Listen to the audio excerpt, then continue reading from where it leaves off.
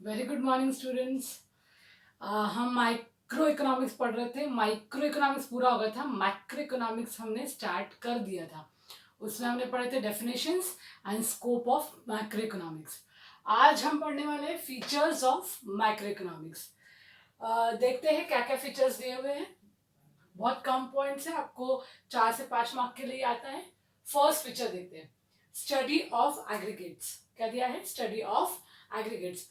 Macro economics analysis जो है या मैक्रो इकोनॉमिक्स जो है वो स्टडी करता है एग्रीगेट्स को। अब हमें समझना होगा एग्रीगेट्स मतलब क्या।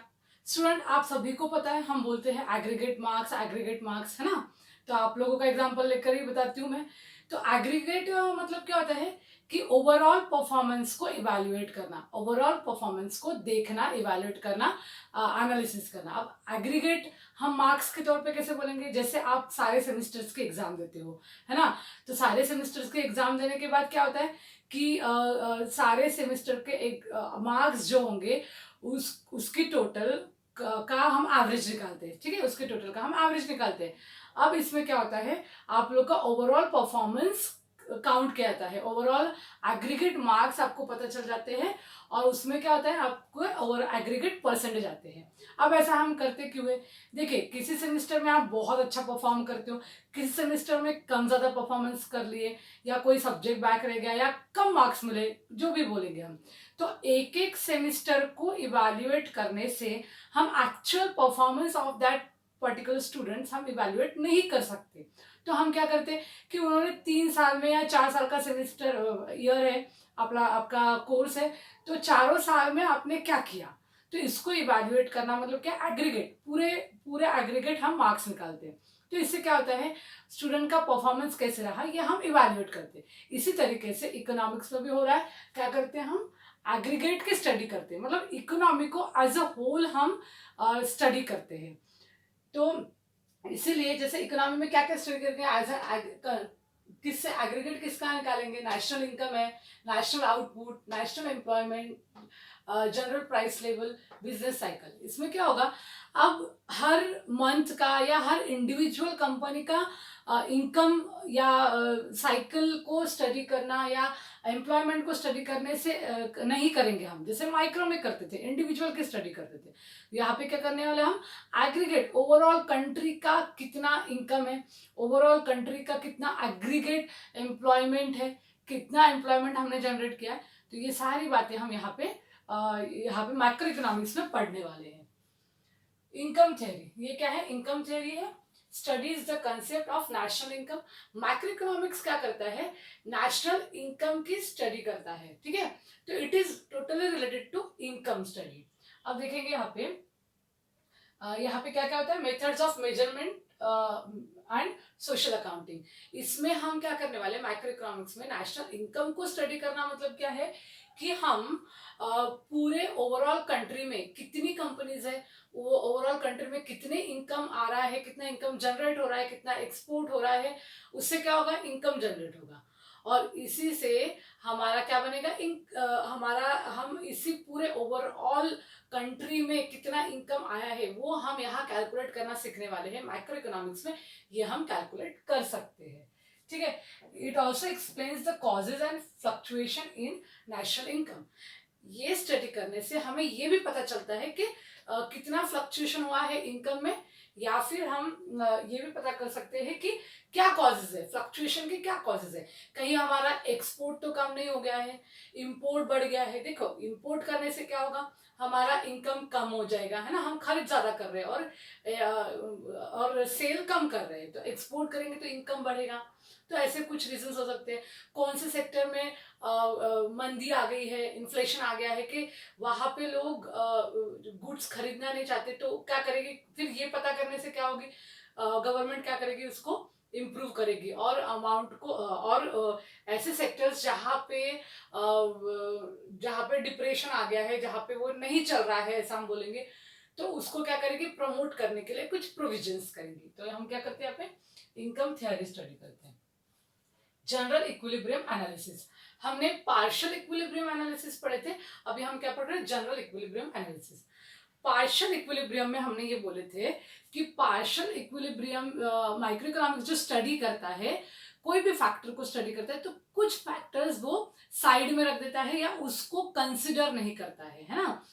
तो जैसे कोई भी, जैसे हम इंडिविजुअल कंज्यूमर का बिहेवियर की बात करते हैं, तो कुछ फैक्टर वो कंसिडर करता है, लेकिन कुछ फैक्टर्स उसके बिहेवियर पे जो डिपेंड करेगा वो छोड़ देता है।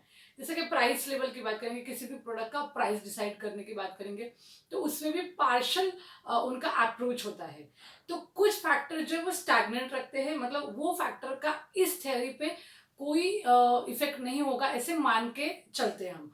लेकिन मैक्रो इकोनॉमिक्स में ऐसा नहीं है। यहाँ पे क्या होगा, ओवरऑल स्टडी होगी, सारे फैक्टर्स काउंट किए जाएंगे। जैसे हम एक प्राइस लेवल की बात करते हैं, कंट्री में इस प्रोडक्ट की ये प्राइस लेवल होनी चाहिए, तो वो प्राइस लेवल कैसे डिसाइड करेगी, उसके इर्द गिर्द या उससे रिलेटेड जो भी फैक्टर्स को इम्पैक्ट करते हैं, वो सारे फैक्टर को स्टडी करते हुए एक प्राइस लेवल डिसाइड किया जाएगा। तो general equilibrium analysis deals with the behaviour of large aggregate, है ना, बहुत सारे। जैसे हम माइक्रो में एक इंडिविजुअल का बिहेवियर स्टडी करते हैं, यहाँ पे पूरे कंट्री में सारे लोग या ओवरऑल प्रोडक्शन में क्या चेंजेस या बिहेवियर है वो हम स्टडी करते हैं। एंड देयर फंक्शनल रिलेशनशिप, ये देखिए फंक्शनल रिलेशनशिप है ना, हम वहां पे रिलेशनशिप, उसका किससे रिलेशनशिप है वो हम डिसाइड नहीं करते थे या वो हम निग्लेक्ट करते थे, लेकिन यहाँ पे हम वो भी कंसिडर करने वाले। Deals with the behaviour of demand and supply of and prices in the whole economy. Demand, supply and prices of whole economy, वहां पे इंडिविजुअल कंज्यूमर की इंडिविजुअल प्रोडक्ट के लिए इंडिविजुअल फॉर्म का हम बिहेवियर या लेवल हम डिसाइड करते थे, प्रोडक्शन लेवल, लेकिन यहाँ पे ओवरऑल कंट्री का हम डिसाइड करेंगे। ओवरऑल कंट्री में किस सेक्टर में डेवलपमेंट की जरूरत है, किस सेक्टर में लोगों की डिमांड ज्यादा है, तो ओवरऑल कंट्री का इकोनॉमिक एनालिसिस हम यहाँ पे करने वाले हैं जनरल इक्विलिब्रियम में। अब यहाँ पे इंटरडिपेंडेंस देखिए, इकोनॉमिक माइक्रो इकोनॉमिक्स जब हम बात कर रहे थे तो हमने बोला था some factors we will not consider या we will take it stagnant, stable रखेंगे, उसका इस चीज पे कोई भी इम्पैक्ट होता है हम ऐसा मान के नहीं चलेंगे। लेकिन मैक्रो में ऐसा नहीं होता है। एक्चुअली मैक्रो में माइक्रो एनालिसिस करने के लिए हमें सारे फैक्टर्स इंटरडिपेंडेंट होते हैं।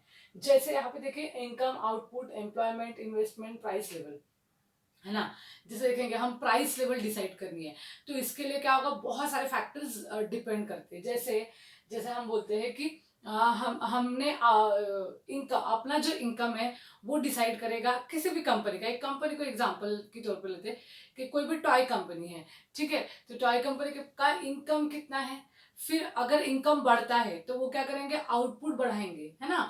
आउटपुट बढ़ाएंगे मतलब आज हम 500 टॉयज इन अ डे या इन अ मंथ हम बना रहे थे, तो हम क्या करेंगे, उसको इंक्रीज करेंगे। कैसे इंक्रीज करेंगे, क्योंकि हमारा इनकम बढ़ गया है ना, हमने एक्सपोर्ट करना शुरू कर दिया है, हमने और ज्यादा वाइडली सेल करना शुरू कर दिया, तो क्या होगा, इनकम बढ़ेगा। और इनकम बढ़ेगा तो क्या होगा, आउटपुट बढ़ेगा। आउटपुट बढ़ेगा तो एम्प्लॉयमेंट जनरेट होगी, है ना, प्रोडक्शन बढ़ गया है, तो अभी क्या करेंगे, लोग और ज्यादा प्रोड्यूस करने की कोशिश करेंगे, गुड्स को मतलब प्रोड्यूस करने की कोशिश करेंगे। अब प्रोडक्शन बढ़ गया है तो लोग लगेंगे प्रोडक्शन के लिए, तो एम्प्लॉयमेंट जनरेट होगा। अब एम्प्लॉयमेंट जनरेट होगा तो लोग इन्वेस्ट करना शुरू हो जाएंगे, तो इन्वेस्टमेंट्स बढ़ जाएंगे, है ना। तो इस तरीके से सारी चीजें इंटर रिलेटेड है और ये सब चीजों से प्राइस लेवल भी डिसाइड होगा। तो माइक्रो इकोनॉमिक्स बताता है कि एवरीथिंग इज इंटर रिलेटेड, है ना, तो सारे फैक्टर एक दूसरे से रिलेटेड है, रिलेट करते हैं, डिपेंड करते हैं, तो इंटर डिपेंडेंट है, इंटर रिलेटेड है। तो कोई भी फैक्टर इंडिविजुअल वर्क नहीं करता।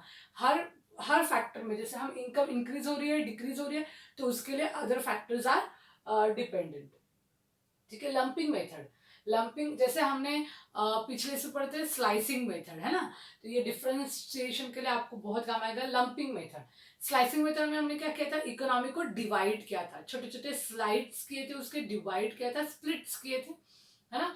लेकिन यहाँ पे क्या करने वाले, हम इकोनॉमी को स्प्लिट नहीं करने वाले हैं, तो पूरी कंट्री की इकोनॉमी को एक साथ हम स्टडी करेंगे, उसको बोलते हैं लंपिंग मेथड। ग्रोथ मॉडल, ठीक है। अब ग्रोथ मॉडल मतलब क्या, ग्रोथ मॉडल माइक्रो इकोनॉमिक्स क्या क्रिएट करता है या क्या बताता है, ग्रोथ मॉडल बनाता है। अभी यहाँ पे ध्यान रखेंगे। देखेंगे हर एक कंट्री जो होती है उसको डेवलप होना होता है। अंडर डेवलप कंट्री है तो उसको डेवलप होना है, अगर पुअर कंट्री तो उसको अंडर डेवलप के अंडर जाना है। देखिए यहाँ पे ग्रोथ मॉडल मतलब क्या, कोई भी कंट्री का एक काम होता है कि ग्रोथ करना है। अपनी कंट्री का क्या होना चाहिए, ग्रोथ होना चाहिए। तो ग्रोथ मॉडल क्या बताता है, इसमें studies various factors that contribute to economic growth and development. ऐसे फैक्टर की स्टडी करेंगे हम जो इकोनॉमिक ग्रोथ और डेवलपमेंट करेगी। ये सारे फैक्टर्स हमने पिछले स्कोप में भी पढ़े हैं। ग्रोथ मतलब क्या है, इंप्रूव करना, इंक्रीज करना, क्वांटिटी बेस्ड है। और डेवलपमेंट क्या है, जैसे इंफ्रास्ट्रक्चर में इंप्रूवमेंट करना। ठीक है, जैसे यहाँ पे आप देखते हैं ग्रोथ मॉडल मतलब एक कोई भी, जैसे आपने एक सुना होगा पंचवार्षिक योजना, है ना। तो क्या करती है गवर्नमेंट, 5 साल तक के डिसाइड करती है कि इस चीज ये जो पर्टिकुलर सेक्टर है यहाँ पे कितना ग्रोथ होना चाहिए। तो ऐसे हर एक सेक्टर का ग्रोथ मॉडल उनका डिसाइड होता है कि ये 5 साल के अंदर यहाँ तक ये मॉडल पहुंचना चाहिए, फिर यहाँ पहुंचा तो वो यहाँ तक पहुंचना चाहिए। किसी पर्टिकुलर कंपनी की बात करेंगे या पर्टिकुलर सेक्टर की बात करेंगे तो उसको क्या करते हैं, इंक्रीज करने की कोशिश करते हैं। जैसे अपने यहाँ हैंडीक्राफ्ट इंडस्ट्रीज है या एग्रीकल्चर इंडस्ट्रीज है, तो गवर्नमेंट क्या करती है, उनको बहुत सारा हेल्प करती है कि ये सारी जो इंडस्ट्रीज है ये डेवलप हो, है ना।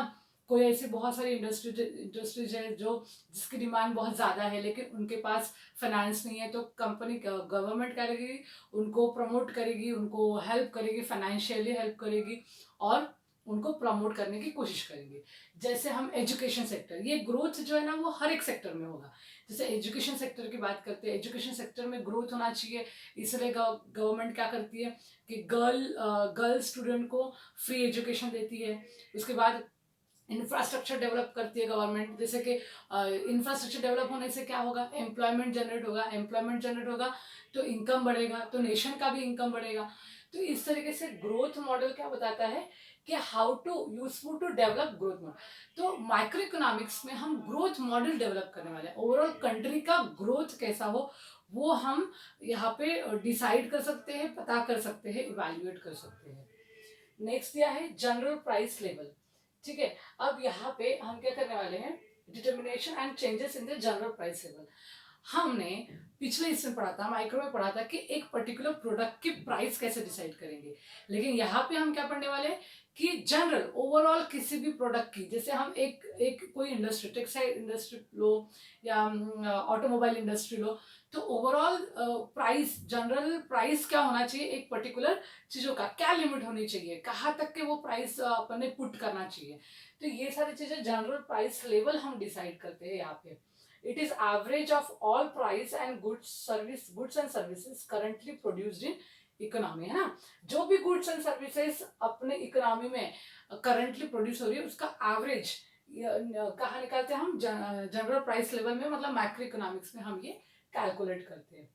पॉलिसी ओरिएंटेड, यस डेफिनेटली कोई भी काम गवर्नमेंट करेगी, ये पूरा माइक्रो इकोनॉमिक्स मतलब गवर्नमेंट से रिलेटेड है। कोई भी काम गवर्नमेंट करो, इंडिविजुअल फॉर्म करो, पॉलिसी के बिना नहीं हो सकता। तो कोई ना कोई पॉलिसी हमें डिसाइड करनी होती है। तो यहाँ पे क्या होता है, पॉलिसी डिसाइड करेंगे जो हमें सजेस्ट करेगी कि माइक्रो इकोनॉमिक्स यस डेफिनेटली बताता है पॉलिसी क्या होनी चाहिए, कैसे होनी चाहिए। उससे अब ये पॉलिसीज क्यों डिसाइड करेंगे, जैसे मैंने अभी बोला आपको कि कोई भी सेक्टर का ग्रोथ करना है, इंफ्रास्ट्रक्चर डेवलप करना है, क्यों, क्योंकि एम्प्लॉयमेंट बढ़ना चाहिए, इनकम बढ़नी चाहिए।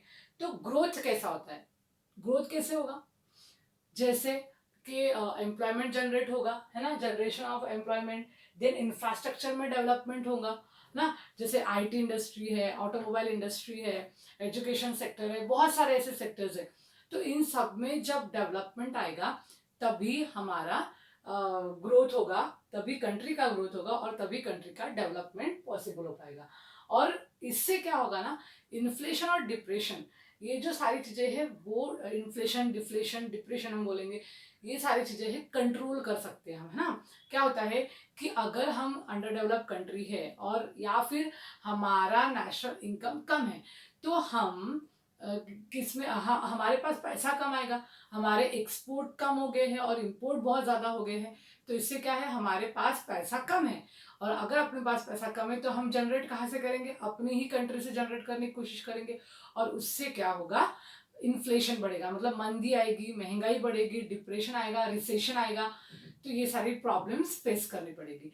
तो ये सारी स्टडी करने के बाद हम क्या कर सकते हैं, ये सारी प्रॉब्लम को कंट्रोल कर सकते हैं, एनालाइज कर सकते हैं पॉलिसी बना के।